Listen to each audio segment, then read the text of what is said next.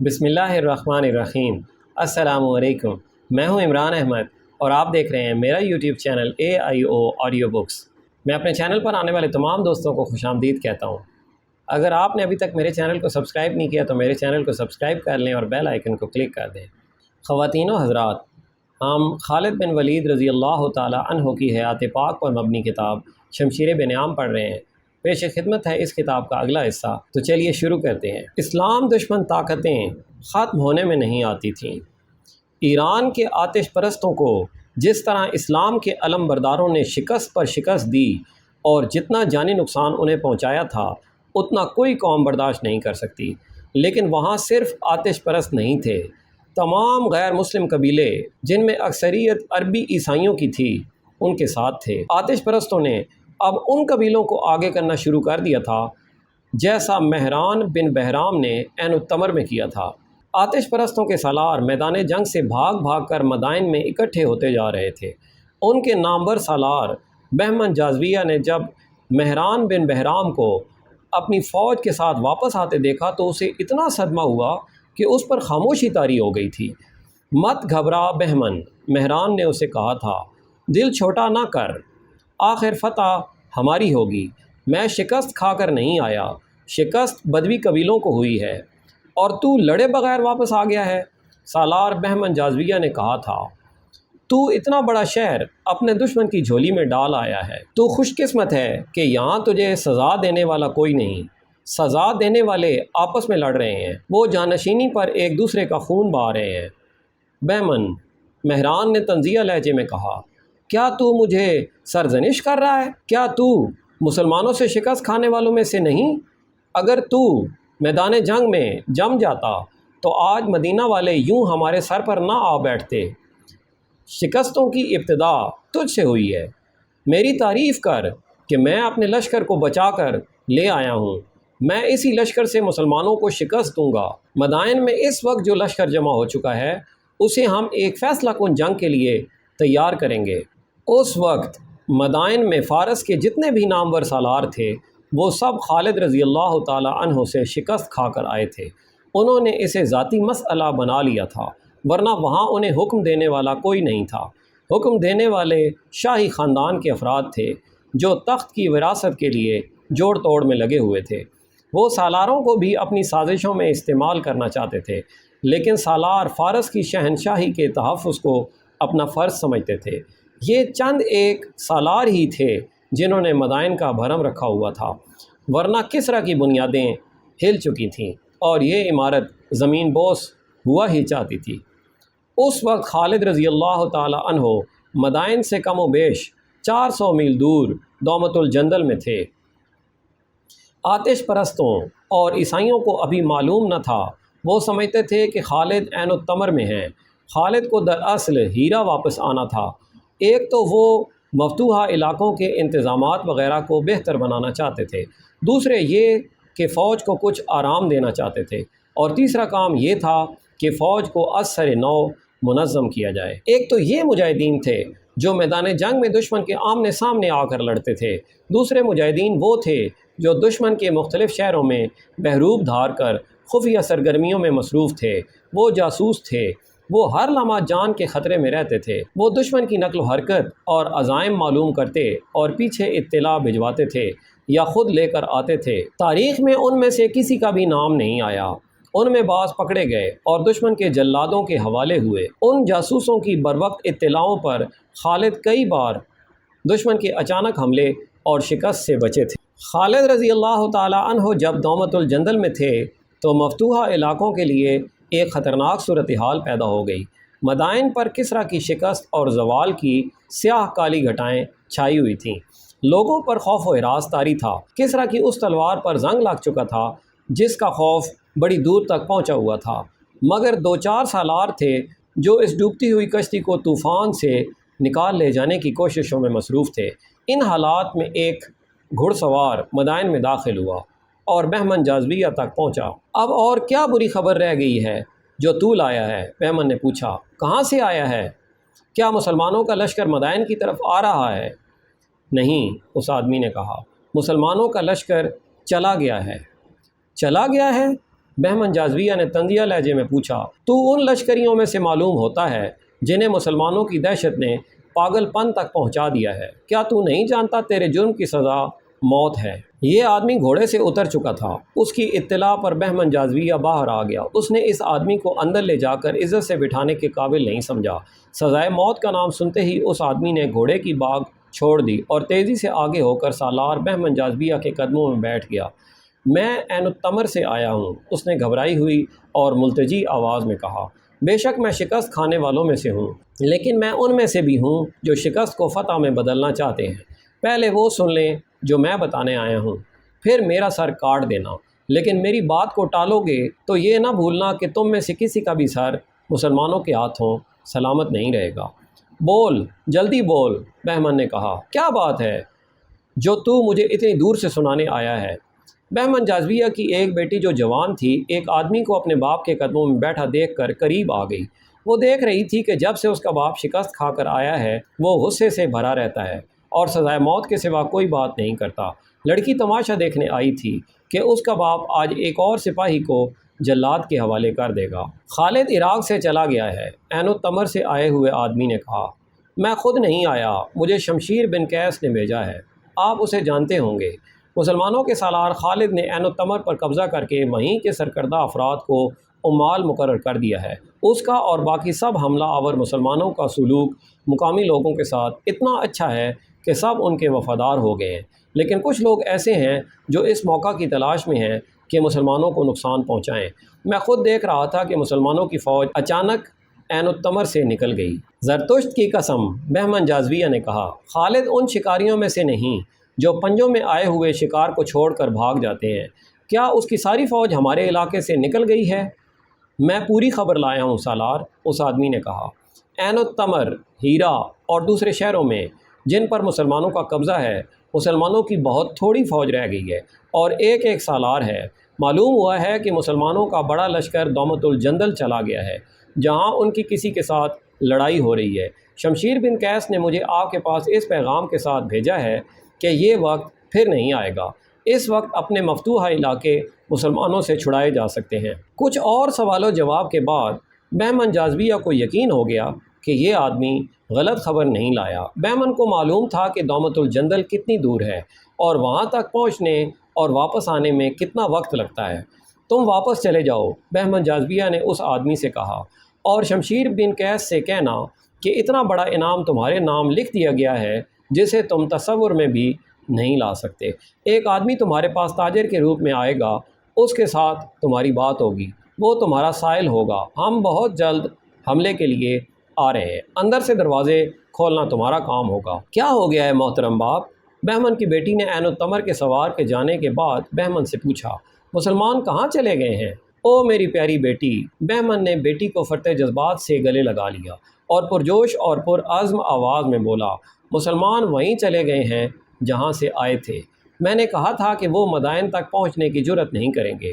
انہوں نے جو فتح حاصل کرنی تھی کر چکے ہیں، اب ہماری باری ہے۔ اب میں اپنی بیٹی کو مسلمانوں کی لاشیں دکھاؤں گا۔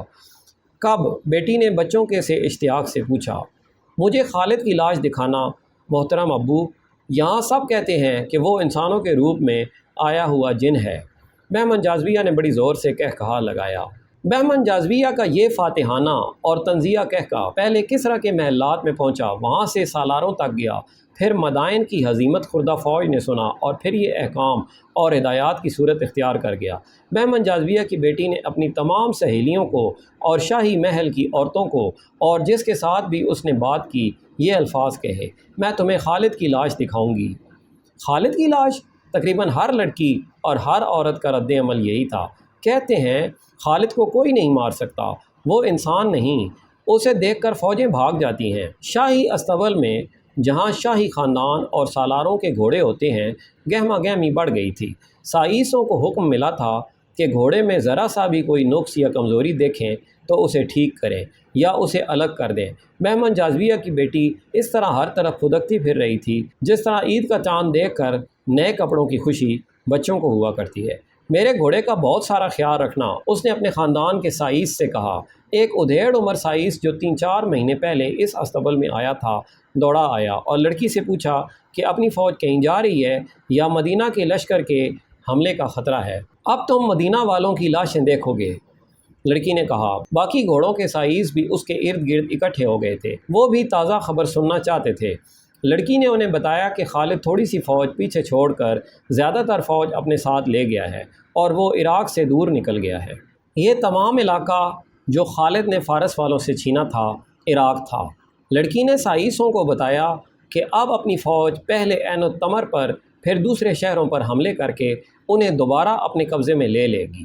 اگر خالد واپس آیا تو اسے اپنی شکست اور موت کے سوا کچھ نہیں ملے گا۔ کیا اسے زندہ پکڑا جائے گا؟ ادھیڑ عمر سائس نے مسرور سے لہجے میں پوچھا۔ زندہ یا مردہ؟ بہمن کی بیٹی نے جواب دیا۔ اسے مدائن میں لایا جائے گا، اگر زندہ ہوا تو تم اس کا سر قلم ہوتا دیکھو گے۔ 3-4 روز گزرے تو یہ ادھیڑ عمر سائس لاپتہ ہو گیا۔ اسے سب عیسائی عرب سمجھتے تھے، ہنس مکھ اور ملنسار آدمی تھا۔ صرف ایک سائس نے اس کے متعلق بتایا کہ وہ کہتا تھا کہ وہ اپنے قبیلے میں واپس جانا چاہتا ہے، جہاں وہ قبیلے کی فوج میں شامل ہو کر مسلمانوں کے خلاف لڑے گا۔ وہ اپنے خاندان کے ان مقتولین کا انتقام لینا چاہتا تھا جو 2 جنگوں میں مسلمانوں کے ہاتھوں مارے گئے تھے۔ جس وقت شاہی استبل میں اس سائس کی غیر حاضری کے متعلق باتیں ہو رہی تھیں، اس وقت وہ مدائن سے دور نکل گیا تھا۔ مدائن سے وہ شام کو نکلا تھا جب شہر کے دروازے ابھی کھلے تھے۔ اس کے پاس اپنا گھوڑا تھا، کسی کو بھی معلوم نہیں تھا کہ وہ عیسائی نہیں مسلمان تھا، اور وہ اسی علاقے کا رہنے والا تھا جس پر ایران کے آتش پرستوں کا قبضہ رہا تھا۔ وہ مصنع بن حارثہ کا چھاپا مار جاسوس تھا۔ اس نے مدائن میں جا کر شاہی استبل کی نوکری حاصل کر لی تھی۔ بہمن جازویہ کی بیٹی سے اس نے عراق سے خالد اور ان کے لشکر کی روانگی اور مدائن کے سالاروں کے عزائم کی تفصیل سنی تو وہ اسی شام مدائن سے نکل آیا۔ یہ اطلاع بہت قیمتی تھی۔ سورج نے غروب ہو کر جب اس کے اور مدائن کی شہر پناہ کے درمیان سیاہ پردہ ڈال دیا تو اس مسلمان جاسوس نے گھوڑے کو ایڑ لگا دی۔ اس کی منزل انبار تھی، جہاں تک وہ اڑ کر پہنچنے کی کوشش میں تھا۔ جہاں گھوڑا تھکتا محسوس ہوتا وہ اس کی رفتار کم کر دیتا۔ صرف ایک جگہ اس نے گھوڑے کو پانی پلایا۔ اگلے روز کا سورج افق سے اٹھ آیا تھا جب وہ انبار میں داخل ہوا، اور کچھ دیر بعد وہ سالار زبرقان بن بدر کے پاس بیٹھا ہوا تھا۔ وہ ہانپ رہا تھا۔ اس نے ہانپتے ہوئے سنایا کہ مدائن میں کیا ہو رہا ہے۔ میں اسی روز آ جاتا جس روز مجھے بہمن جازویہ کی بیٹی سے یہ خبر ملی تھی، اس نے سالار زبرقان سے کہا، لیکن میں وہاں 3 دن یہ دیکھنے کے لیے رکا رہا کہ دشمن کیا تیاریاں کر رہے ہیں اور وہ سب سے پہلے کہاں حملہ کرے گا۔ اس جاسوس نے، جسے تاریخ نے ایک جاسوس لکھا ہے، مدینہ کی فوج کے سالار زبرقان بن بدر کو جو تفصیلی رپورٹ دی وہ تاریخ کا حصہ ہے، اور تقریباً ہر مورخ نے بیان کیا ہے۔ خالد جب عین التمر سے سالار ایاز بن غنم کی مدد کے لیے دومت الجندل کو روانہ ہوئے تھے تو عین التمر سے ایک عیسائی عرب نے مدائن اطلاع بھیج دی کہ خالد عراق سے چلے گئے ہیں۔ ان کی منزل دومت الجندل بتائی گئی۔ اس سے مدائن کے تجربہ کار سالار بہمن جازویہ نے یہ رائے قائم کی کہ مسلمان تخت و تاراج اور لوٹ مار کرنے آئے تھے اور اپنے کچھ دستے برائے نام قبضہ برقرار رکھنے کے لیے پیچھے چھوڑ کر چلے گئے، اور یہ دستے ذرا سے دباؤ سے بھاگ اٹھیں گے۔ اس زمانے میں اکثر یوں ہوتا تھا کہ کوئی بادشاہ بہت بڑی فوج تیار کر کے طوفان کی مانند یکے بعد دیگرے کئی ملکوں پر چڑھائی کرتا اور قتل عام اور لوٹ مار کرتا اور اپنے پیچھے کھنڈر اور لاشوں کے انبار چھوڑ جاتا تھا۔ وہ کسی بھی ملک پر مستقل طور پر قبضہ نہیں کرتا تھا۔ مدائن کے محل میں خالد کے کوچ کے متعلق یہی رائے قائم کی گئی، لیکن خالد نے عراق میں فارس کے جو مقبوضہ شہر اور بڑے قلعے فتح کیے تھے وہاں وہ ایک سالار اور کچھ دستے چھوڑ گئے تھے۔ یہ صورتحال کسریٰ کے سالاروں کو کچھ پریشان کر رہی تھی۔ فوج کو مدائن سے نکالو اور حملے پہ حملہ کرو، کسریٰ کے دربار سے حکم جاری ہوا۔ ہم تیار ہیں، شیرزاد نے کہا جو حاکم سابات تھا اور انبار سے مسلمانوں سے شکست کھا کر بھاگا تھا۔ ہم بالکل تیار ہیں، مہران بن بہرام نے کہا جو عین التمر کا بگوڑا تھا۔ مگر لشکر تیار نہیں، بہمن جازویہ نے کہا جو ایک تجربہ کار سالار تھا۔ شکست تو اس نے بھی کھائی تھی، لیکن اس نے کچھ تجربہ حاصل کیا تھا۔ کیا کہہ رہے ہو بہمن؟ کسریٰ کے اس وقت کے جانشین نے کہا، کیا ہم نے اس لشکر کو اس لیے پالا تھا کہ شکست کھا کر ہمارے پاس بھاگ آئے اور ہم ان سپاہیوں اور کمانداروں کو سانڈوں کی طرح پالتے رہیں؟ اگر ان سالاروں اور کمانداروں کو سزا دینی ہے تو آج ہی کوچ کا حکم دے دیں۔ بہمن جازویہ نے کہا، اپنے لشکر کی حالت مجھ سے سنیں۔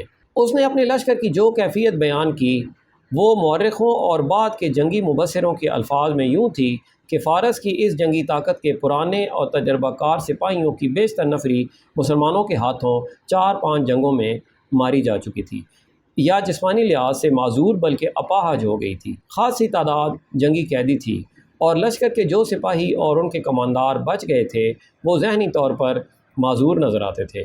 3 الفاظ مدینہ، خالد بن ولید اور مسلمان ان کے لیے خوف کا باعث بن گئے تھے۔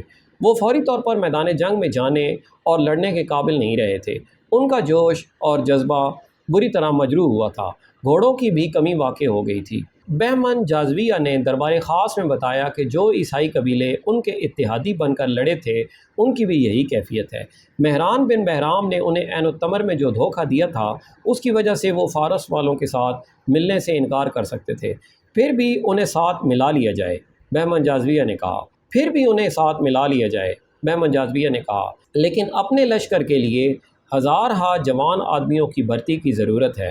ہمیں اپنے لشکر میں نیا خون شامل کرنا پڑے گا۔ ان جوانوں کو ہم بتائیں گے کہ مسلمانوں نے ان کی شہنشاہی کو، ان کی غیرت کو اور ان کے مذہب کو للکارا ہے۔ اگر انہوں نے مسلمانوں کو صفحہ ہستی سے مٹا نہ دیا تو ان پر زرتشت کا قہر نازل ہوگا۔ ان کی جوان اور کنواری بہنوں کو مسلمان اپنی لونڈیاں بنائیں گے۔ اتنے زیادہ لشکر کی کیا ضرورت ہے؟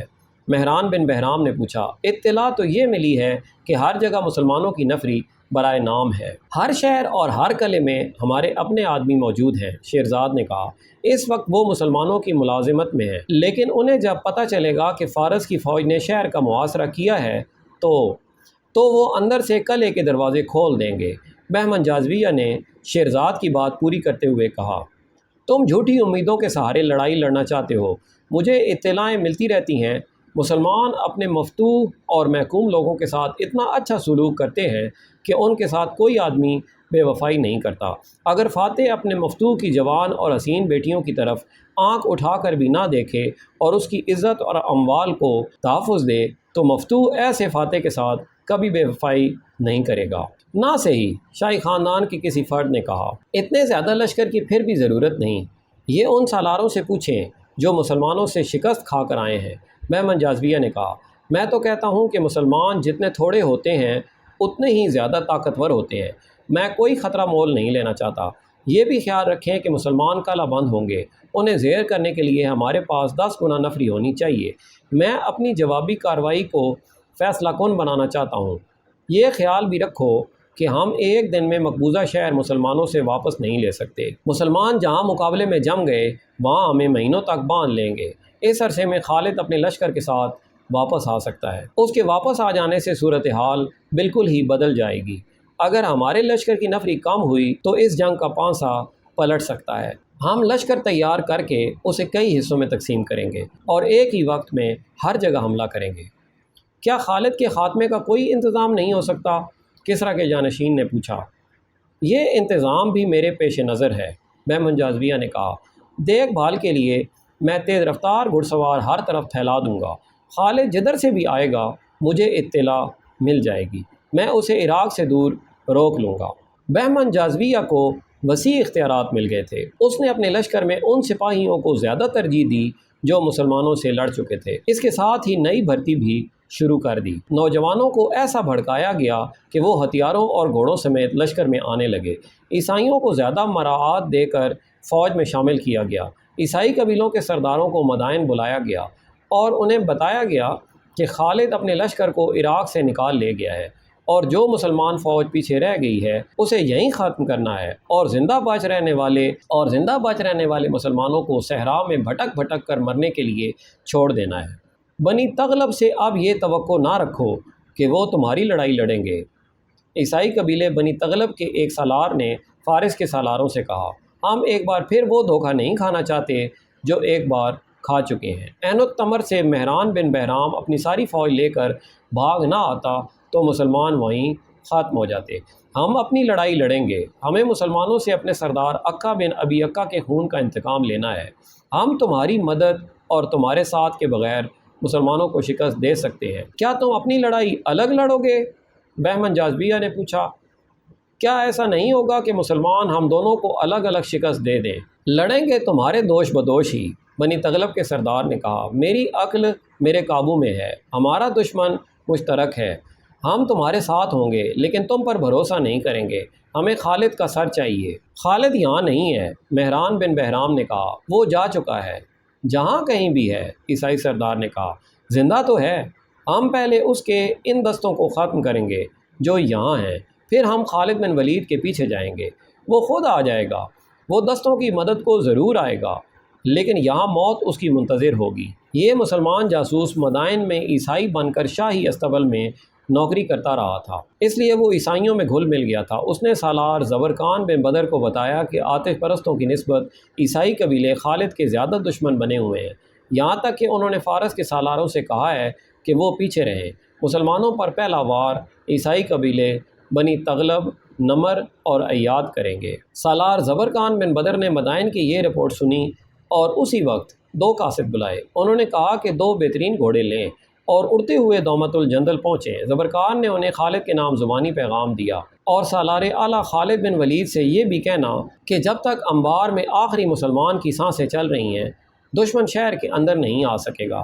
زبرقان بن بدر نے قاصدوں سے کہا، تو آ جائے گا تو ہمیں سہولت ہو جائے گی، نہیں آ سکو گے تو وہ اللہ ہمارے ساتھ ہے جس کے رسول صلی اللہ علیہ وآلہ وسلم کا پیغام ہم اپنے سینوں میں لیے یہاں تک آئے ہیں۔ اور ابن ولید سے کہنا کہ دومت الجندل کی صورتحال تجھے آنے دیتی ہے تو آ، اور اگر تو وہاں مشکل میں پھنسا ہوا ہے تو ہمیں اللہ کے سپرد کر، ہم اسی طرح لڑیں گے جس طرح تیری شمشیر کے سائے تلے لڑتے آئے ہیں۔ ان قاصدوں کو روانہ کر کے سالار زبرقان بن بدر نے چند اور قاصدوں کو بلایا اور ہر ایک کو اس کی منزل بتائی۔ ان قاصدوں کو ان شہروں میں جانا اور وہاں کے سالاروں کو بتانا تھا کہ خالد کی غیر حاضری سے آتش پرستوں نے کیا تاثر لیا ہے اور وہ حملے کی تیاری کر رہے ہیں۔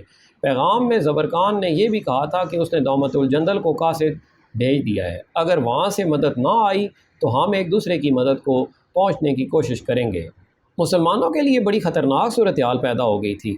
دشمن کے مقابلے میں نفری پہلے ہی تھوڑی تھی، وہ بھی بکھری ہوئی تھی۔ اس صورت میں دشمن بیک وقت تمام ان شہروں کو جن پر مسلمانوں کا قبضہ تھا محاصرے میں لے لیتا، تو مسلمان ایک دوسرے کی مدد کو نہیں پہنچ سکتے تھے۔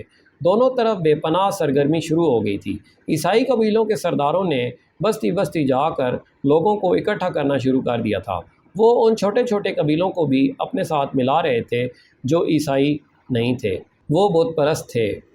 عیسائیوں کی جوان لڑکیاں بھی غیر مسلم بستیوں میں چلی گئیں۔ وہ عورتوں کو مسلمانوں کے خلاف بھڑکاتی تھیں کہ وہ اپنے مردوں کو، جوان بھائیوں اور بیٹوں کو باہر نکالیں، ورنہ تمام جوان لڑکیوں کو مسلمان اپنے ساتھ لے جا کر لونیاں بنا لیں گے۔ ایسے نعرے بھی ان لڑکیوں نے لگائے، ہم مسلمانوں کی لونیاں بننے جا رہی ہیں۔ اور دوسرا نعرہ جو بستی بستی لگ رہا تھا وہ یہ تھا، اپنے مقتولوں کے انتقام کا وقت آ گیا ہے، باہر آؤ، انتقام لو۔ ادھر مدائن میں فارس کے لشکر کی تعداد بڑی تیزی سے بڑھتی جا رہی تھی۔ اب لشکر میں شامل ہونے والوں میں زیادہ تعداد نوجوانوں کی تھی جو جوش سے پھٹے جا رہے تھے۔ انہیں میدان جنگ میں لڑنے کی تربیت دی جا رہی تھی۔ گھڑ سواری، تیر اندازی، تیغ زنی اور نیزہ بازی تو وہ جانتے ہی تھے، ان میں انہیں مزید طاق کیا جا رہا تھا۔ بہمن جاذبیہ تو جیسے پاگل ہوا جا رہا تھا، وہ خود لشکر کی تربیت اور مشقوں کی نگرانی کر رہا تھا۔ اس کے ساتھی سالار اسے کہتے تھے کہ حملہ جلدی ہونا چاہیے، لیکن وہ نہیں مانتا تھا۔ وہ کہتا تھا کہ خالد واپس نہیں آئے گا، اگر اسے واپس آنا ہی ہوا تو لشکر کے ساتھ اس وقت یہاں پہنچے گا جب عراق کی زمین پر کھڑا ہونے کے لیے اسے ایک بالشت بھی زمین نہیں ملے گی۔ مسلمان جن شہروں پر قابض تھے وہاں کی سرگرمی اپنی نوعیت کی تھی۔ ہر شہر میں مسلمانوں کی تعداد بہت تھوڑی تھی۔ انہوں نے کم تعداد سے قلعوں کے دفاع کی مشقیں شروع کر دی تھیں۔ لاکھوں کے حساب سے تیر اور پھینکنے والے برچھے تیار ہو رہے تھے۔ سالاروں نے مجاہدین کا ایک ایک چھاپا مار جیش تیار کر لیا تھا۔ انہیں زیادہ وقت قلعوں کے باہر گزارنا اور عام رستوں سے دور رہنا تھا۔ ان کا کام یہ تھا کہ دشمن شہر کا محاصرہ کر لے تو عقب سے اس پر ضرب لگاؤ اور بھاگو کے اصول پر چھاپے اور شبخون مارتے رہے۔ خالد رضی اللہ تعالیٰ عنہ کی غیر حاضری میں سالار عاصم بن عمرو کے بھائی کاکا بن عمرو مفتوحہ علاقوں میں مختلف شہروں میں مقیم دستوں کے سالار تھے۔ اس کا ہیڈ کوارٹر ہیرا تھا۔ اس کی ذمہ داری صرف ہیرا کے دفاع تک محدود نہیں تھی، عراق کے تمام تر مفتوحہ علاقے کا دفاع اس کی ذمہ داری میں تھا۔ اس نے اس علاقے میں بکھرے ہوئے تمام سالاروں کو ہدایات بھیج دی تھی اس نے سب کو زور دے کر کہا تھا کہ دومت الجندل سے خالد اور اپنے لشکر کے انتظار میں نہ بیٹھے رہیں، اپنے اللہ پر بھروسہ رکھیں اور یہ سمجھ کر لڑنے کی تیاری کر لیں کہ ان کی مدد کو کوئی نہیں آئے گا۔ کاکا نے ایک کارروائی یہ کی کہ خالد نے جو دستے دریائے فرات کے پار خیمہ زن کیے تھے ان میں سے زیادہ تر نفری کو ہیرا میں بلا لیا تاکہ اس شہر کے دفاع کو مضبوط کیا جا سکے۔ کاکا کا اپنا جاسوسی کا نظام تھا، اس کے ذریعے کاکا کو اطلاع ملی کہ فارس کا لشکر کہاں کہاں جمع ہوگا۔ یہ دو جگہیں تھیں، ایک حسید اور دوسری خنافس۔ یہ دونوں مقام انبار اور عین التمر کے درمیان واقع تھے۔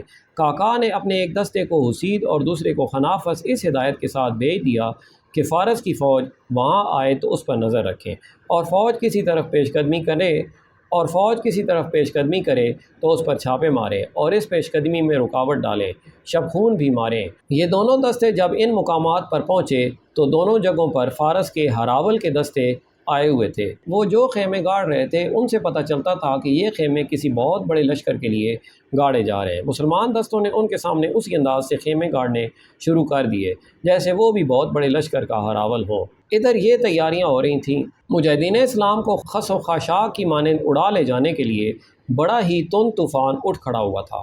ادھر سالار زبرقان بن بدر کے روانہ کیے ہوئے دونوں قاصد دومت الجندل خالد کے پاس پہنچ گئے۔ انہوں نے 350 میل فاصلہ صرف 5 دنوں میں طے کیا تھا۔ خالد جب دومت الجندل گئے تھے تو انہوں نے 300 میل فاصلہ 10 دنوں میں طے کیا تھا۔ اب دو قاصدوں نے 350 میل سے زیادہ صحرائی اور دشوار مسافت 5 دنوں میں طے کی تھی۔ بھوک اور پیاس سے ان کی زبانیں باہر نکلی ہوئی تھیں، ان کے چہروں پر باریک ریت کی تہ جم گئی تھی، ان کی زبانیں اکڑ گئی تھیں۔ انہوں نے پھر بھی بولنے کی کوشش کی۔ تم پر اللہ کی رحمت ہو، خالد نے کہا، خشک جسموں سے تم کیسے بول سکو گے؟ انہیں کھلایا پلایا گیا تو وہ بولنے کے قابل ہوئے۔ سالار اعلیٰ کو انبار کے سالار زبرقان بن بدر کا سلام پہنچے۔ ایک قاصد نے کہا، وعلیکم السلام۔ خالد نے پوچھا، وہ پیغام کیا ہے جو تم لائے ہو؟ مدائن میں بہت بڑا لشکر تیار ہو رہا ہے، قاصد نے کہا، اور ایک لشکر عیسائی قبیلوں کا تیار ہو رہا ہے۔ وہ کہتے ہیں کہ ابن ولید ان علاقوں سے چلا گیا ہے اور وہ تھوڑے سے جو دستے چھوڑ گیا ہے انہیں ایک ہی حملے میں ختم کر کے اپنے علاقے واپس لے لیں گے۔ دونوں قاصدوں نے خالد رضی اللہ تعالی عنہ کو تمام تر تفصیل بتائی اور کہا کہ خالد کو دومت الجندل کے حالات اجازت نہ دیں تو نہ آئیں۔ دستے جو فارس کی شہنشاہی کے علاقے میں ہیں وہ اسی طرح لڑیں گے جس طرح خالد کی قیادت میں لڑے تھے۔ خالد دومت الجندل پر قبضہ مکمل کر چکے تھے۔ انہوں نے وہاں کا انتظام ایک نائب سالار کے حوالے کیا اور فوری طور پر کوچ کا حکم دے دیا۔ خدا کی قسم، مورخوں کے مطابق خالد نے ان الفاظ میں قسم کھائی، بنی تغلب پر اس طرح جھپٹوں گا کہ پھر کبھی وہ اسلام کے خلاف اڑنے کے قابل نہیں رہیں گے۔ مورخوں نے لکھا ہے کہ خالد نے مجاہدین سے کہا کہ اتنی تیز چلو کہ صحرا کی ہوائیں پیچھے رہ جائیں، پیادے گھوڑوں سے آگے نکل جائیں۔ یہ ایک امتحان ہے جو بڑا ہی سخت امتحان ہے۔ یہ آتش پرستوں اور حق پرستوں کی دوڑ تھی۔ آتش پرستوں کو اپنے ہی علاقے میں پہنچنا تھا اور یہ مسافت کچھ بھی نہیں تھی۔ حق پرست بڑی دور سے چلے تھے، ان کے سامنے سینکڑوں میلوں کی مسافت ہی نہیں تھی، بڑا ظالم صحرا تھا۔ میل ہا میل کی وسعت میں صحرائی ٹیلے تھے اور باقی سب ریت کا سمندر تھا۔ سب سے بڑا مسئلہ پانی کا تھا اور اس سے بڑا مسئلہ رفتار کا تھا جو کم نہیں کی جا سکتی تھی۔ ناممکن کو ممکن کر دکھانا تھا۔ چاند اور ستاروں نے انہیں چلتے دیکھا، سورج نے انہیں چلتے دیکھا، صحرا کی آندھی بھی انہیں نہ روک سکی۔ آندھی، سورج، پیاس اور بھوک جسموں کو معذور کیا کرتی ہے۔ وہ جو تپتے صحراؤں میں پیاس سے مر جاتے ہیں وہ جسم ہوتے ہیں، اور وہ جو خالد کی قیادت میں دومت الجندل سے چلے تھے وہ اپنے جسموں سے دستبردار ہو گئے۔ ان کی قوت ارادی کا اور قوت ایمانی کا کرشمہ یہ تھا کہ انہوں نے جسمانی ضروریات سے نگاہیں پھیر لیں اور روحانی قوتوں کو بیدار کر لیا تھا۔ ان کی زبان پر اللہ کا نام تھا، دلوں میں ایمان اور یقین محکم تھا۔ اپنی ہی آواز ان پر وجد طاری کر دیتی تھی۔ جنگی ترانے گانے والے لشکر کے وسط میں اونٹوں پر سوار تھے، ان کی آواز آگے بھی اور پیچھے بھی جاتی تھی۔ لشکر کے قدم دفوں اور نفیریوں کی تال پر اٹھتے تھے اور یہ تال بڑی تیز تھی۔ کچھ فاصلہ طے کر کے ترانے اور دف خاموش ہو جاتے اور تمام لشکر کلمہ طیبہ کا ورد بلند آواز میں شروع کر دیتا۔ ہزار ہا حق پرستوں کی آواز ایک ہو جاتی، پھر یہ آواز ایک گونج بن جاتی اور یوں لگتا جیسے صحرا اور صحرائی ٹیلوں پر وجد طاری ہو گیا ہو۔ اسلام کے شدائیوں کا لشکر اپنی ہی آواز سے مسحور ہوتا چلا جا رہا تھا۔ بہمن جازویہ نے اپنے تیار کیے ہوئے لشکر کو آخری بار دیکھا، اسے دو حصوں میں تقسیم کر کے ایک حصے کو حسید کی طرف اور دوسرے کو خنافس کی طرف یا خنافس کی طرف بھیج دیا۔ اب اس نے کمان نئے سالاروں کو دی تھی۔ حسید والے حصے کا سالار روزبہ تھا اور خنافس والے حصے کا سالار زرمیر۔ ان کے لیے حکم تھا کہ وہ اپنے اپنے مقام پر جا کر خیمہ زن ہو جائیں اور بنی تغلب اور دوسرے عیسائی قبیلوں کے لشکر کا انتظار کریں۔ کاکا کے جاسوس نے صحیح اطلاع دی تھی کہ مدائن کے لشکر حسید اور خنافس کو اجتماع گاہ بنائیں گے اور اگلی کارروائی یہیں سے کریں گے۔ عیسائیوں کا لشکر ابھی پوری طرح تیار نہیں ہوا تھا۔ مورخوں نے لکھا ہے کہ ایرانیوں کی طرح عیسائی بھی دو حصوں میں تیار ہو رہے تھے۔ ایک کا سردار حزیل بن عمران تھا اور دوسرے کا ربیہ بن بجیر تھا۔ یہ لشکر حسید اور خنافس سے کچھ دور دو مقامات مسنا اور زمیل پر جمع ہو رہے تھے۔ مدائن کے لشکر کے دو حصوں اور عیسائیوں کے دو حصوں کو یکجا ہونا تھا۔ یہ بہت بڑی جنگی طاقت تھی۔ مسلمانوں کی تعداد ہر جنگ میں دشمن کے مقابلے میں بہت تھوڑی رہی ہے، لیکن اب مسلمان آٹے میں نمک کے برابر لگتے تھے۔ اسلام کے فدائیوں کا سامنا اتنے بڑے لشکر سے کبھی نہیں ہوا تھا۔ ان چاروں خیمہ گاہوں میں رات کو سپاہی اس طرح ناچتے اور گاتے تھے جیسے انہوں نے مسلمانوں کو بڑی بری شکست دے دی ہو۔ انہیں اپنی فتح صاف نظر آ رہی تھی۔ حالات ان کے حق میں تھے، نفری ان کی بے پناہ تھی، ہتھیار ان کے بہتر تھے، گھوڑوں کی تعداد بھی زیادہ تھی۔ انعام و اکرام جو انہیں پیش کیے گئے تھے پہلے کبھی نہیں کیے گئے تھے۔ مال غنیمت کے متعلق انہیں بتایا گیا تھا کہ سب ان کا ہوگا، ان سے کچھ نہیں لیا جائے گا۔ ان میں صرف ان پرانے سپاہیوں پر سنجیدگی سی چھائی ہوئی تھی جو مسلمانوں کے ہاتھ دیکھ چکے تھے۔ وہ جب کوئی سنجیدہ بات کرتے تو نوجوان سپاہی ان کا مذاق اڑاتے تھے۔ ایسی ایک اور رات فارس کے لشکر نے گاتے بجاتے اور پیتے پلاتے گزار دی۔ صبح ابھی سورج نہیں نکلا تھا اور حسید کی خیمہ گاہ میں مدائن کے لشکر کا ایک حصہ سویا ہوا تھا۔ انہیں جاگنے کی کوئی جلدی نہیں تھی۔ انہیں معلوم تھا کہ مسلمان قلعوں میں ہیں اور تعداد میں اتنے تھوڑے کہ وہ باہر آنے کی جرت نہیں کریں گے۔ انہوں نے دیکھا تھا کہ ان سے کچھ دور مسلمانوں نے آ کر جو ڈیرے ڈالے تھے وہ واپس چلے گئے ہیں۔ مسلمان ایک شام پہلے وہاں سے آ گئے تھے۔ آتش پرستوں کی خیمہ گاہ کے سنتری جاگ رہے تھے، یا چند ایک وہ لوگ بیدار تھے جو گھوڑوں کے آگے چارہ ڈال رہے تھے۔ پہلے سنتریوں نے واویلا بپا کیا، پھر گھوڑوں کو چارہ وغیرہ ڈالنے والے چلانے لگے، ہوشیار، خبردار، مدینہ کی فوج آ گئی ہے۔ خیمہ گاہ میں ہڑبونگ مچ گئی۔ سپاہی ہتھیاروں کی طرف لپکے، سوار اپنے گھوڑوں کی طرف دوڑے، لیکن مسلمان صحرائی آندھی کی طرح حملہ آور ہوئے۔ ان کی تعداد آتش پرستوں کے مقابلے میں بہت ہی تھوڑی تھی، لیکن یہ غیر متوقع تھا کہ وہ حملہ کریں گے۔ مسلمانوں کی تعداد صرف 5000 تھی۔ ان کا سالار کاکا بن عمرو تھا۔ گزشتہ شام خالد اپنے لشکر سمیت پہنچ گئے تھے۔ انہوں نے آرام کرنے کے بجائے صورتحال معلوم کی۔ انہوں نے شام کو ان مختصر سے دستوں کو حسید اور خنافس سے واپس بلا لیا تھا۔ اس سے آتش پرستوں کے حوصلے اور بڑھ گئے تھے۔ وہ یہ سمجھے کہ مسلمان ان کے اتنے بڑے لشکر سے مروب ہو کر واپس چلے گئے ہیں۔ خالد نے دوسرا اقدام یہ کیا کہ 5000 نفری ایک اور سالار ابو لیلہ کو دی اور اسے مدائن کے اس لشکر پر حملہ کرنے کو روانہ کیا جو خنافس کے مقام پر خیمہ زن تھا۔ تم پر اللہ کی رحمت ہو میرے دوستو، خالد نے ان دونوں سالاروں سے کہا، تم دونوں صبح طلوع ہوتے ہی بیک وقت اپنے اپنے ہدف پر حملہ کرو گے۔ خنافس حسید کی نسبت دور ہے، ابو لیلہ تجھے تیز چلنا پڑے گا۔ کیا تم دونوں سمجھتے ہو کہ دونوں لشکروں پر ایک ہی وقت کیوں حملہ کرنا ہے؟ اس لیے کہ وہ ایک دوسرے کی مدد کو نہ جا سکیں۔ کاکا بن عمرو نے جواب دیا، ابن ولید تیری اس چال کو ہم ناکام نہیں ہونے دیں گے۔ فتح اور شکست اللہ کے اختیار میں ہے۔ خالد نے کہا، تمہارے ساتھ صرف 5-5 ہزار سوار اور پیادے ہیں۔ میں دشمن کی تعداد کو دیکھتا ہوں تو کہتا ہوں یہ لڑائی نہیں ہوگی، یہ چھاپا ہوگا۔ اتنے بڑے لشکر پر اتنے کم آدمیوں کا حملہ چھاپا ہی ہوتا ہے۔ وقت بہت کم ہے میرے رفیقو، جاؤ میں تمہیں اللہ کے سپرد کرتا ہوں۔ خالد خود عین التمر میں اس خیال سے تیاری کی حالت میں رہے کہ عیسائی قبیلے جو سنی، ناظرین شاید میں نے پہلے مسنا پڑھ لیا ہے، یہاں لکھا ہوا ہے سنی، عیسائی قبیلے جو سنی اور زمیل میں اکٹھے ہو رہے تھے وہ فارس کے لشکر کے ساتھ جا ملنے کو چلیں تو انہیں وہیں الجھا لیا جائے۔ مورخوں نے لکھا ہے کہ یہ خالد کی جنگی ذہانت کا کمال تھا کہ انہوں نے دشمن کی اس صورتحال سے فائدہ اٹھانے کی کوشش کی کہ اس کا لشکر ابھی 4 حصوں میں بٹا ہوا 4 مختلف مقامات پر تھا۔ ان 4 حصوں کو یکجا ہونا تھا۔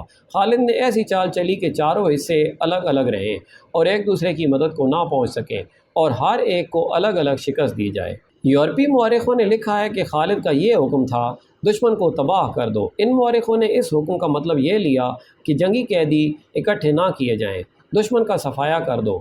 خالد اتنے طاقتور دشمن کی طاقت کو ختم کرنا چاہتے تھے، لیکن دیکھنا یہ تھا کہ خالد اتنی تھوڑی اور تھکی ہوئی نفری سے اتنے طاقتور دشمن کو ختم کر سکتے تھے۔ سالار کاکا بن عمرو تو وقت پر اپنے ہدف پر پہنچ گئے تھے۔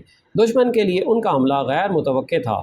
حسید کی خیمہ گاہ میں ہڑبونگ مچ گئی۔ مسلمان بند توڑ کر آنے والے سیلاب کی مانند آ رہے تھے۔ 5000 نفری کو سیلاب نہیں کہا جا سکتا، لیکن ان 5000 کی تندی اور تیزی سیلاب سے کم نہ تھی۔ آتش پرستوں کا سالار روزبا اس صورتحال سے گھبرا گیا۔ اس نے ایک قاصد کو اپنے اس لشکر کے سالار زرمیر کی طرف جو خنافس میں خیمہ زن تھا اس پیغام کے ساتھ دوڑا دیا کہ مسلمانوں نے اچانک حملہ کر دیا ہے اور صورتحال مخدوش ہے۔ قاصد بہت تیز وہاں پہنچا، فاصلہ زیادہ نہیں تھا۔ سالار زرمیر اپنے ساتھی سالار روزبا کے اس پیغام پر ہنس پڑا۔ اس نے کہا کہ روزبا کا دماغ چل گیا ہے، مسلمانوں میں اتنی جرأت کہاں کہ وہ باہر آ کر حملہ کریں۔ قاصد نے اسے بتایا کہ وہ کیا دیکھ آیا ہے۔ زرمیر اپنے لشکر کو وہاں سے کہیں بھی نہیں لے جا سکتا تھا، کیونکہ اس کے سالار اعلیٰ بہمن جاذبیہ کا حکم تھا کہ کسی اور جگہ کچھ ہی ہوتا رہے، کوئی لشکر بغیر اجازت ادھر ادھر نہیں ہوگا۔ لیکن قاصد نے زرمیر کو پریشان کر دیا تھا۔ اس نے بہتر سمجھا کہ لشکر کو خنافس رہنے دے اور خود حسید جا کر دیکھے کہ یہ کیا معاملہ ہے۔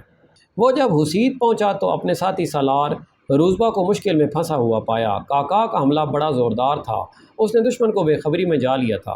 دشمن کو یہ سہولت حاصل تھی کہ اس کی تعداد بہت زیادہ تھی۔ اس افراد کے بلبوتے پر آدھا لشکر بڑی اجرت میں لڑنے کے لیے تیار ہو گیا تھا۔ زرمیر بھی آ گیا تھا۔ اس نے روزبا کا ساتھ دیا۔ توقع یہی تھی کہ آتش پرست مسلمانوں پر چھا جائیں گے۔ کاکا خالد والی شجاعت کا مظاہرہ کرنا چاہتے تھے۔ وہ روزبا کو للکار رہے تھے۔ وہ اپنے محافظوں کے حصار سے نکل آیا۔ ادھر کاکا اپنے محافظوں کو چھوڑ کر آگے ہوا۔ دونوں نے ایک دوسرے پر وار کیے، وار روکے، پینترے بدلے اور زیادہ وقت نہیں گزرا کہ کاکا کی تلوار روزبا کے پہلو میں بغل سے ذرا نیچے اتر گئی۔ کاکا نے تلوار کھینچ لی اور گھوڑے کو روک کر پیچھے کو موڑا۔ روزبا گھوڑے پر سنبھلنے کی کوشش کر رہا تھا۔ کاکا نے پیچھے سے آ کر تلوار اس کی پیٹھ میں خنجر کی طرح ماری، جو روزبا کے جسم میں کئی انچ اتر گئی۔ روزبا گھوڑے سے اس طرح گرا کہ اس کا ایک پاؤں رکاب میں پھنس گیا۔ کاکا نے دیکھ لیا اور گھوڑے کو روزبا کے گھوڑے کے قریب لے جا کر گھوڑے کو تلوار کی نوک چبوئی۔ گھوڑا سرپٹ دوڑ پڑا اور روزبا کو زمین پر گھسیٹتا اپنے ساتھ ہی لے گیا۔ زرمیر قریب ہی تھا۔ کسی بھی مورخ نے اس مسلمان کماندار کا نام نہیں لکھا جس نے زرمیر کو دیکھ لیا اور اسے للکارا۔ زرمیر مقابلے کے لیے سامنے آیا اور اس کا بھی وہی انجام ہوا جو اس کے ساتھی روزبا کا ہو چکا تھا۔ فرق صرف یہ تھا کہ اسے اس کے گھوڑے نے گھسیٹا نہیں تھا۔ وہ خون میں لت پت اپنے گھوڑے سے گرا اور مر گیا۔ مدائن کے اس لشکر میں ایک تو وہ کماندار اور سپاہی تھے جو پہلے بھی مسلمانوں کے ہاتھوں پٹ چکے تھے اور انہیں بے جگری سے لڑتے دیکھ چکے تھے۔ انہیں اپنی شکست کا یقین تھا۔ ان کے حوصلے اور جذبے میں ذرا بھی جان نہیں تھی۔ وہ کٹ رہے تھے یا لڑائی سے نکلنے کی کوشش کر رہے تھے۔ جاذبیہ نے جن نوجوانوں کو بھرتی کیا تھا وہ تیز زنی، تیر اندازی وغیرہ میں تو طاق تھے اور ان میں جوش و خروش بھی تھا، لیکن انہوں نے میدان جنگ پہلی بار دیکھا تھا اور مسلمانوں کو لڑتا بھی انہوں نے پہلی بار دیکھا تھا۔ انہوں نے تڑپتے ہوئے اور پیاس سے مرتے ہوئے زخمی کبھی نہیں دیکھے تھے۔ زخم خوردہ گھوڑوں کو بے لگام دوڑتے اور انسانوں کو کچلتے بھی انہوں نے کبھی نہیں دیکھا تھا۔ اب انہوں نے اتنی غارت گری اور اتنا زیادہ خون دیکھا کہ زمین لال ہو گئی، تو انہیں ان پرانے سپاہیوں کی باتیں یاد آنے لگیں جو مسلمانوں سے لڑے اور بھاگے تھے۔ اب وہ سپاہی زخمی ہو کر گر رہے تھے یا بھاگ رہے تھے۔ نوجوانوں کے حوصلے جواب دے گئے۔ تلواروں اور برچھیوں پر ان کی گرفت ڈھیلی پڑ گئی۔ آتش پرستوں کے لشکر کا حوصلہ تو پہلے ہی ٹوٹ رہا تھا۔ انہوں نے جب وہ نعرے سنے تو وہ فرار کا راستہ دیکھنے لگے۔ خدا کی قسم یہ کسی مسلمان کا نعرہ تھا۔ زرتشت کے پجاریوں کے دونوں سالار مارے گئے ہیں۔ یہ للکار بلند ہوتی چلی گئی۔ پھر دشمن کے اپنے سپاہیوں نے چلانا شروع کر دیا، روزبا اور زرمیر ہلاک ہو گئے ہیں۔ اس کے ساتھ یہ للکار بھی سنائی دی، خالد بن ولید آ گیا ہے، خالد بن ولید کا لشکر آ گیا ہے۔ اس نعرے نے مدائن کے لشکر کا رہا سہا دم بھی ختم کر دیا اور لشکر بکھر کر فردن فردن بھاگ اٹھا۔ بھاگنے والوں کا رخ خنافس کی طرف تھا، جہاں مدائن کے لشکر کا دوسرا حصہ خیمہ زن تھا۔ ناظرین و سامعین، امید ہے آپ کو یہ کہانی بہت پسند آ رہی ہوگی۔ اگر آپ ابھی تک میرے ساتھ جڑے ہوئے ہیں تو میری آپ سے درخواست ہے کہ اس ویڈیو کو لائک کریں اور چینل کو سبسکرائب کر لیں اور ساتھ ہی بیل آئیکن کو کلک کر دیں تاکہ فیوچر میں آنے والی تمام ویڈیوز آپ کو آسانی سے ملتے رہیں۔ تو چلیے آگے پڑھتے ہیں۔ خنافس کے لشکر پر حملہ کرنے کے لیے خالد نے سالار ابو لیلہ کو اس ہدایت کے ساتھ بھیجا تھا کہ خنافس اور حسید پر بیک وقت حملے ہوں گے، لیکن ایسا نہ ہو سکا۔ وجہ یہ تھی کہ خنافس حسید کی نسبت ابو لیلہ اپنی 5000 فوج کو لے کر چلے تو بہت تیز، لیکن بروقت نہ پہنچ سکے۔ حسید پر کاکا نے پہلے حملہ کر دیا۔ تاخیر کا نقصان یہ ہونا تھا کہ دشمن بیدار ہوتا، لیکن تاخیر بھی سود مند ثابت ہوئی۔ وہ اس طرح کہ ابو لیلہ کے پہنچنے سے ذرا ہی پہلے خنافس کے لشکر کو اطلاع مل گئی کہ مسلمانوں نے روزبہ اور زرمیر کو مار ڈالا ہے اور لشکر بری طرح کٹ رہا ہے۔ ابو لیلہ جب دشمن کے سامنے گئے تو دشمن کو لڑائی کے لیے تیار پایا۔ دشمن کی تعداد کئی گنا زیادہ تھی۔ ابو لیلہ کو سوچ سمجھ کر آگے بڑھنا تھا، انہیں چالوں کی جنگ لڑنی تھی۔ اس انتظار میں کہ دشمن حملے میں پہل کرے، حسید سے بھاگے ہوئے سپاہی خنافس کی خیمگاہ میں پہنچنے لگے۔ سب سے پہلے گھڑ سوار آئے، ان میں بہت سے زخمی تھے۔ یہ ثابت کرنے کے لیے کہ وہ بلا وجہ نہیں بھاگے، انہوں نے مسلمانوں کے لشکر کی تعداد اور ان کے لڑنے کے قہر و غضب کو مبالغے سے بیان کیا اور ایسی دہشت پھیلائی کہ خنافس کے لشکر کا حوصلہ لڑے بغیر ہی ٹوٹ گیا۔ بھگوڑوں نے یہ خبر بھی سنائی کہ خالد اپنے لشکر کے ساتھ آ گیا ہے۔ خنافس والے لشکر کی کمان اب ایک اور آتش پرست سالار مہوزان کے پاس تھی۔ زیادہ مورخوں نے لکھا ہے کہ مہوزان اور دیگر تمام سالاروں کو یہ بتایا گیا تھا کہ مسلمان قلعوں میں بند ہیں اور ان کی نفری بہت تھوڑی ہے، اور یہ بھی کہ خالد جا چکا ہے، لہٰذا قلعوں پر حملے کر کے مسلمانوں کو ختم کر دینا ہے۔ اب صورتحال بالکل ہی بدل گئی تھی۔ مدائن کے سالار مہوزان نے روزبہ کے لشکر کی حالت سنی اور اپنے لشکر کی ذہنی حالت دیکھی اور یہ سنا کہ خالد اپنے لشکر کو لے کر آ گئے ہیں، تو اس نے لڑائی کا ارادہ ترک کر دیا اور اپنے لشکر کو کوچ کا حکم دے دیا۔ ابو لیلہ نے بغیر لڑے ہی فتح حاصل کر لی۔ اس نے اپنے ایک دو آدمی مہوزان کے لشکر کے پیچھے بھیجے کہ وہ چھپتے چھپاتے جائیں اور دیکھیں کہ یہ لشکر کہاں جاتا ہے۔ خالد عین التمر میں تھے۔ انہیں پہلی اطلاع یہ ملی کہ حسید کا لشکر بھاگ گیا ہے۔ بہت دیر بعد ابو لیلہ کا بھیجا ہوا قاصد خالد کے پاس پہنچا اور یہ خبر سنائی کہ خنافس والا لشکر بغیر لڑے ہی پسپا ہو گیا ہے اور مزید پہنچ کر عیسائیوں کے ساتھ جا ملا ہے۔ وہاں جو عیسائی قبیلوں کا لشکر جمع تھا، اس کی کمان حزیل بن عمران کے پاس تھی۔ اس طرح مزید میں دشمن کا بہت بڑا لشکر جمع ہو گیا تھا۔ خالد سوچ میں پڑ گئے۔ وہ آتے پرستوں کے مرکزی مقام مدائن پر حملہ کر سکتے تھے۔ مدائن فارس کی جنگی طاقت کا دل تھا۔ خالد نے سوچا کہ وہ اس دل میں خنجر اتار سکتے ہیں یا نہیں۔ مشہور مورخ طبری لکھتا ہے کہ خالد مدائن پر حملہ کرتے تو فتح کا امکان تھا، لیکن ان پر عقب سے یہ لشکر حملہ کر سکتا تھا جو مزید میں جمع ہو گیا تھا۔ خالد نے اپنے سالاروں سے مشورہ کیا تو اس نتیجے پر پہنچے کہ پہلے مزید کے اجتماع گاہ کو ختم کیا جائے۔ یہ فیصلہ اور ارادہ کر لینا کہ اس لشکر کو ختم کیا جائے آسان تھا۔ عملاً اتنے بڑے لشکر کو اتنی تھوڑی سی نفری سے ختم کرنا کہاں تک ممکن تھا؟ یہ یقینی نہیں تھا، مگر خالد اسے یقینی بنانے پر تلے ہوئے تھے۔ وہ ناممکن کو ممکن کر دکھانے والے جرنیل تھے۔ انہوں نے ایسی اسکیم بنائی جسے آج کے جنگی مبصر بے مثال کہتے ہیں۔ میرے رفیقوں، خالد نے اپنے سالاروں، نائب سالاروں اور کمانداروں کو بلا کر کہا، خدا کی قسم، تم نے جتنی کامیابیاں حاصل کی ہیں یہ انسانی سطح سے بالا تھیں۔ تم نے 5 گنا قوی دشمن کو، اس سے بھی زیادہ نفری کو جس طرح کاٹا اور بھگایا ہے، یہ تمہاری مافوق الفطرت طاقت تھی، یہ ایمان کی قوت تھی۔ تمہیں اس کا اجر خدا دے گا۔ اب میں تمہیں ایک بڑے ہی کٹھن امتحان میں ڈال رہا ہوں۔ ابن ولید سالار کاکا بن عمرو نے خالد کو ٹوک دیا، کیا اتنی باتوں کی ضرورت ہے؟ رب کعبہ کی قسم، ہم اس اللہ کے حکم سے لڑ رہے ہیں جس نے تجھے ہمارا امیر بنایا ہے۔ حکم دے کہ ہم آگ میں کود جائیں، پھر ہمارے جسموں کو جلتا ہوا دیکھ۔ تجھ پر خدا کی رحمت ہو ابن عمرو۔ خالد نے کہا، میں نے یہ باتیں اس لیے ضروری سمجھی تھیں کہ میں تمہیں آگ میں کودنے کا حکم دینے والا ہوں۔ میں ڈرتا ہوں کہ کوئی مجاہد یہ نہ کہے کہ ولید کے بیٹے نے بڑا ظالم حکم دے دیا تھا۔ میرے رفیقوں، ہمیں جان کی بازی لگانی ہے۔ تمام مجاہدین سے کہو کہ تمہارے صبر اور استقلال کا ایک اور امتحان باقی ہے اور اسے اللہ کا حکم سمجھنا۔ خالد نے اپنی جو اسکیم سب کو بتائی تھی وہ یہ تھی کہ دشمن پر رات کے وقت 3 اطراف سے حملہ کرنا ہے اور حملے کے مقام تک اتنی خاموشی سے پہنچنا ہے کہ دشمن کو خبر نہ ہونے پائے۔ خالد نے اپنی تمام فوج کو 3 حصوں میں تقسیم کیا۔ ہر حصے میں تقریباً 5000 سوار اور پیادے تھے۔ یہ تینوں حصے ایک جگہ نہیں بلکہ ایک دوسرے سے دور مختلف جگہوں پر تھے۔ حسید، خنافس اور عین التمر، ان سب کو اپنے اپنے مقام سے مقررہ راستوں سے مزید تک پہنچنا تھا۔ خالد نے حملے کی رات بھی مقرر کر دی اور مقام بھی۔ جو مضی میں دشمن کی اجتماع گاہ سے کچھ دور تھا۔ تینوں حصوں کو رات کے وقت اس مقام پر پہنچنا تھا۔ مضی میں دشمن کا جو لشکر خیمہ زن تھا، اس کی تعداد کے متعلق مورخوں میں اختلاف پایا جاتا ہے۔ یہ کہا جا سکتا ہے کہ دشمن کی تعداد 60 اور 70 ہزار کے درمیان تھی۔ اس پر حملہ کرنے والے مجاہدین کی تعداد 15 ہزار تھی۔ اس قسم کی اسکیم کو پایہ تکمیل تک پہنچانا ناممکن کی حد تک مشکل تھا۔ 5-5 ہزار کے لشکر کے لیے سفر کے دوران خاموشی برقرار رکھنا آسان کام نہیں تھا، لیکن بڑی سختی سے خاموشی برقرار رکھنی تھی۔ دوسری مشکل خالد کے لیے تھی۔ وہ خود عین التمر میں تھے، جہاں ان کی فوج کا صرف ایک حصہ تھا۔ دوسرے دو حصوں کو حسید اور خنافس سے چلنا تھا۔ انہیں قاصدوں کے ذریعے اپنے رابطے میں رکھنا تھا تاکہ حملے والے مقام پر بروقت پہنچ سکے۔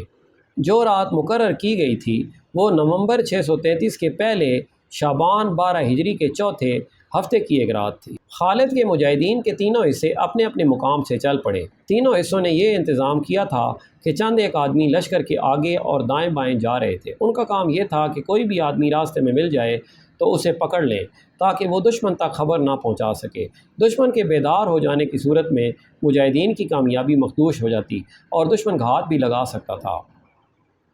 رات کے چلے ہوئے اسی رات نہیں پہنچ سکتے تھے۔ دن کو لشکر کو چھپا کر رکھا گیا۔ دیکھ بھال والے آدمی دور دور تک پھیلے رہے۔ خالد رضی اللہ تعالی عنہ نے اپنے جاسوس دشمن کی اجتماع گاہ مدی تک بھیج رکھے تھے۔ وہ دشمن کے متعلق اطلاعیں دے رہے تھے۔ ان کی آخری اطلاع یہ تھی کہ دشمن نے ابھی تک کوئی ایسی حرکت نہیں کی جس سے پتہ چلے کہ وہ کسی طرف سے حملے کے لیے کوچ کرنے والا ہے۔ مورخ لکھتے ہیں کہ دشمن کے سالار اپنے سالار اعلیٰ بہمن جاذبیہ کے اگلے حکم کا انتظار کر رہے تھے۔ خالد کے آ جانے سے ان کے لیے صورتحال بالکل بدل گئی تھی۔ اس کے مطابق انہوں نے اپنی ساری اسکیم بدلنی تھی۔ اس رات بھی مضی کی خیمہ گاہ میں دشمن کا لشکر گہری نیند سو رہا تھا۔ جس رات خالد کی فوج کے تینوں حصے بخیر و خوبی اسکیم کے عین مطابق مضی کے قریب مکمل خاموشی سے پہنچ گئے تھے۔ بعض مورخوں نے اسے محض معجزہ لکھا ہے اور بعض اسے خالد کی دی ہوئی ٹریننگ اور ان کے پیدا کیے ہوئے ڈسپلن کا کرشمہ کہتے ہیں۔ آدھی رات سے ذرا بعد دشمن پر قہر ٹوٹ پڑا۔ لشکر سویا ہوا تھا۔ مجاہدین نے جگہ جگہ آگ لگا دی تھی، جس کی روشنی میں اپنے پرائے کی پہچان آسان ہو گئی تھی۔ مدائن کے اور عیسائی قبیلوں کے اس لشکر کو سنبھلنے اور تیار ہونے کی مہلت ہی نہ ملی۔ مسلمان نعرے لگا رہے تھے۔ زخمیوں کی چیخ و پکار اس دہشت میں اضافہ کر رہی تھی جو دشمن کے لشکر پر طاری ہو گئی تھی۔ مدینہ کے مجاہدوں، خالد کے حکم سے یہ للکار بڑی بلند تھی، کسی کو زندہ نہ رہنے دو، ولجہ کی طرح دشمن کا صفایا کر دو۔ دشمن کے گھوڑے جہاں بندھے تھے وہیں بندھے رہے، ان کے سوار ان تک پہنچنے سے پہلے ہی کٹ رہے تھے۔ مسلمانوں نے رات کے اندھیرے سے فائدہ اٹھایا تھا، اسی اندھیرے سے دشمن نے بھی فائدہ اٹھایا۔ کئی آتش پرست اور عیسائی زندہ نکل گئے۔ ان کی اجتماع گاہ 1.5-2 میل کے رقبے میں پھیلی ہوئی تھی۔ حملہ 3 اطراف سے کیا گیا تھا۔ صبح کا اجالا صاف ہوا تو دشمن کی اتنی وسیع و عریض خیمہ گاہ میں کوئی بھی لشکری زندہ نہیں تھا۔ زندہ وہی رہے تھے جو مسلمانوں کے اس پھندے سے نکل گئے تھے۔ منظر بڑا ہی ہیبت ناک تھا۔ جدھر نظر پڑ جاتی تھی سوائے لاشوں کے کچھ نظر نہ آتا تھا۔ لاشوں کے اوپر لاشیں پڑی تھیں۔ زخمی تڑپ تڑپ کر بے ہوش ہو گئے تھے۔ فضا خون اور موت کی بو سے بوجھل تھی۔ سالاروں کے خیمے دیکھے گئے، ان میں سامان وغیرہ پڑا تھا۔ شراب کی سرائیاں رکھی تھیں۔ ہر چیز ایسی پڑی تھی جیسے ان شاہانہ خیموں کے مکین ابھی ابھی نکل کے گئے ہوں اور ابھی واپس آ جائیں گے۔ کوئی سالار نظر نہ آیا، وہ زندہ نکل گئے تھے۔ سالار مہوزان بھی نکل گیا تھا اور عیسائیوں کا سردار اور سالار حزین بن عمران بھی زندہ نکل گیا تھا۔ جاسوسوں کی اطلاعوں کے مطابق آتش پرستوں اور عیسائیوں کے سردار زومیل چلے گئے تھے، جہاں عیسائی قبائل کا دوسرا حصہ خیمہ زن تھا۔ وہ مسلمانوں پر حملہ کرنے کی ابھی تیاری ہی کر رہا تھا۔ وہ جس لشکر کا حصہ تھا اس کے 3 حصے تباہ ہو چکے تھے۔ زومیل والے اس لشکر کا سردار ربیعہ بن بجیر تھا۔ مال غنیمت میں مسلمانوں کو جو سب سے زیادہ قیمتی اور کارآمد چیز ملی وہ ہزاروں گھوڑے تھے جو انہیں زینوں سمیت مل گئے تھے۔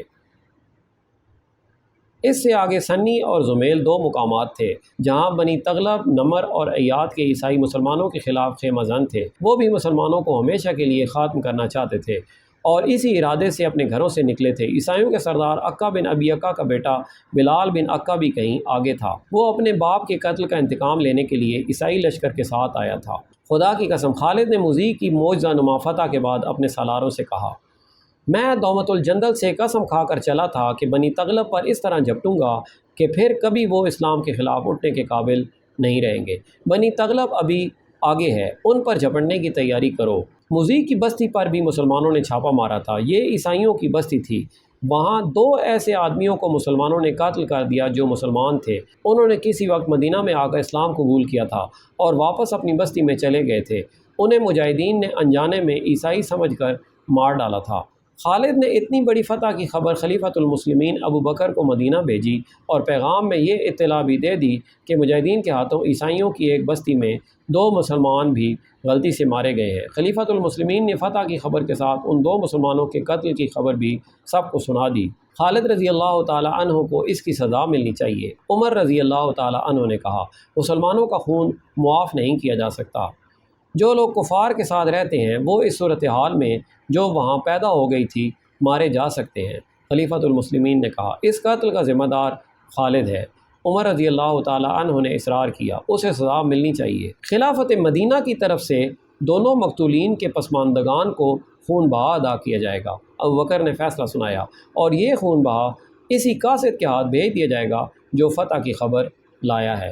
عمر رضی اللہ تعالی عنہ نے پھر سزا کی بات کی۔ عمر، خلیفۃ المسلمین نے گرج کر کہا، خالد واپس نہیں آئے گا۔ میں اس شمشیر کو نیام میں نہیں ڈال سکتا جسے اللہ نے کفار کے خلاف بے نیام کیا ہے۔